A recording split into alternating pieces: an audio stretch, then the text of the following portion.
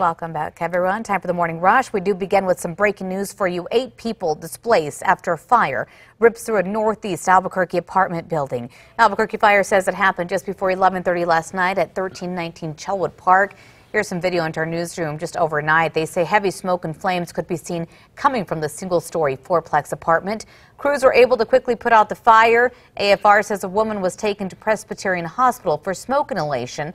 They also say they were able to rescue pets, including 2 dogs. No word on a cause just yet. Well, this new video will likely be used in the case against a man accused of forcing a plane to make an emergency landing at the Sunport.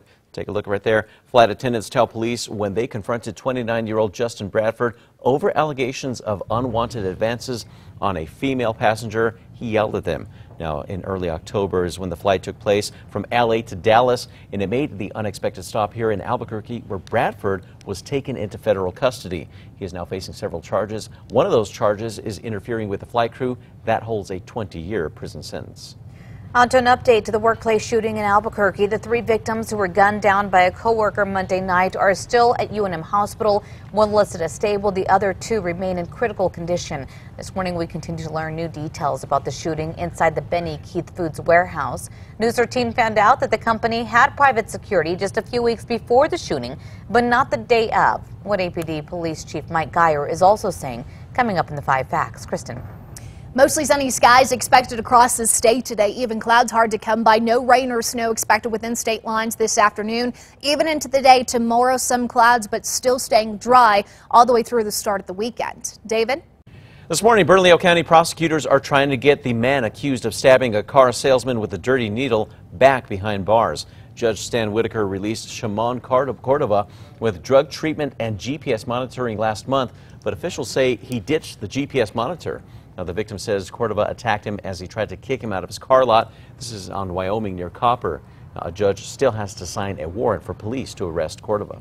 On to news happening today. Attorney General Hector Balderas is unveiling a brand new mobile crime lab. This will help in forensic investigations of internet crimes against children and human trafficking in the outer-lying areas of our state. The AG's office says this new unit will help them better assist abuse victims.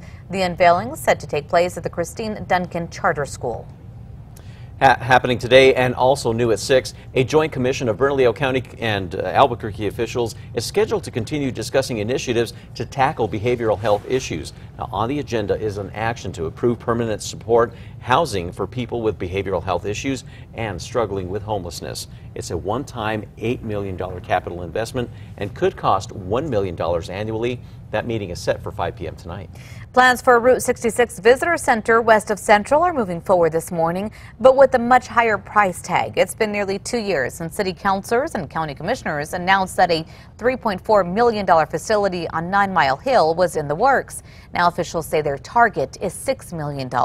This as commissioners approved a new design featuring a museum, tap room, amphitheater, and so much more. The city, county, and the state are all pitching in. This morning, the search continues for about 130 people who are still unaccounted for. This is in the aftermath of California's deadliest wildfire. Now, the teams are sifting through the charred remains of what's left of the town of Paradise. That's a town left destroyed by the Camp Fire. At last word, that fire is still only 35% contained. The fire killing at least 56 people up to this point, bringing the total count statewide to 59. Now, another major wildfire, the Woolsey Fire, is now 52% contained.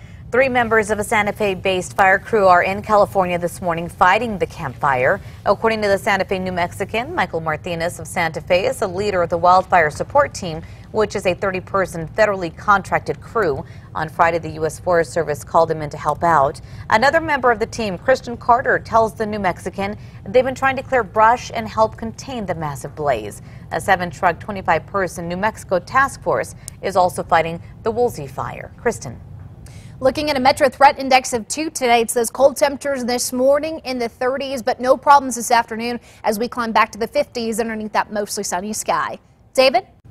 A new report is breaking down just how much money people in the metro are likely to spend on presents this year for Christmas. According to financial website WalletHub, the average shopper in Albuquerque will spend $526 on gifts this year. That's $10 less than Metro residents spent last year and $480 less than the average American. Now, shoppers in Santa Fe and Rio Rancho will likely spend about $610 each. On to new news this morning. A new pilot program at C&M is teaching students the professional skills that employers are looking for in the hiring process. The college's micro-credentialing program is not about having enough credits to graduate. It's about preparation for the workforce. Students earn badges on a mobile app through workshops and job connection services. Some of the skills to include communication, decision-making, and time management. Kristen. Time now for a check on traffic. As far as what's going on the maps, not a whole lot. We are clean and green on both interstates. We also have our news tracker out and about this morning up there on the northwest side. Beautiful shot of the Sandias. Traffic also moving pretty smoothly up there. I will keep eyes on this for you throughout the morning. On to news, new at 6. Post Cereal wants you to start off your morning routine on a sour note. The company is launching Sour Patch Kids cereal. The cereal will come in the classic shape of the candy and retails for about $4 a box. Post promises the cereal will have Sour Patch's classic sour, then sweet taste. Has Kristen Curry written all over it. It does. I don't know if I'm on board with this, though. Good morning. If you're just about to head out the door, make sure you grab that jacket. It's cold this morning in the 30s. We've got 40s by lunch, 57 as a forecast high today. Everybody dry and warm, so no major weather problems. But I wanted to show you on this day in New Mexico history, taking you back 57 years to 1961. We had a winter storm that dropped a ton of snow here in New Mexico. 33 inches Cloudcroft picked up, 20 inches into Hique, and even 19 inches out there in Elephant Butte. Had so much snow it actually stranded some hikers up there in the mountains. We had to call in the National Guard and the state police to go out and rescue. So that was on this day 57 years ago. Wow. Time now for the 5 facts. Start with number 5 here. Looking ahead, the Lobo men's basketball team is preparing for their rival game against NMSU at the Pit on Saturday. Before tip-off, they're getting a little hype help from their fans. UNM students, staff, and fans gathered at Dreamstyle Arena last night to help the basketball team make their intro video, meant to hype up the crowd before games.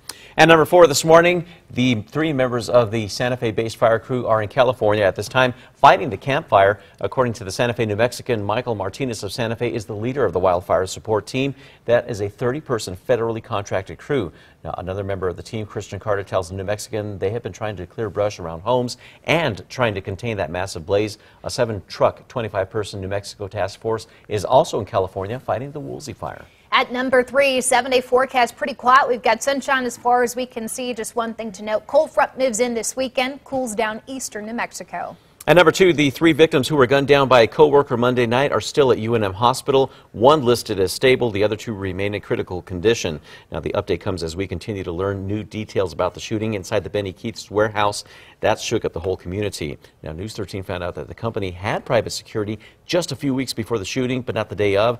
APD Police Chief Mike Iyer called the attack spontaneous by a disgruntled employee. On to number 1 now. Here's new details for you. New cell phone video this morning will likely be used in the case against a man accused of forcing a plane to make an emergency landing at the Sunport. Flight attendants tell police when they confronted 29-year-old Justin Bradford over allegations of unwanted advances on a female passenger, he yelled at them. The early October flight from L.A. to Dallas made the unexpected stop in Albuquerque. That's where Bradford was taken into federal custody. If you want to see the entire video yourself, go to our website, always on KRQE.com.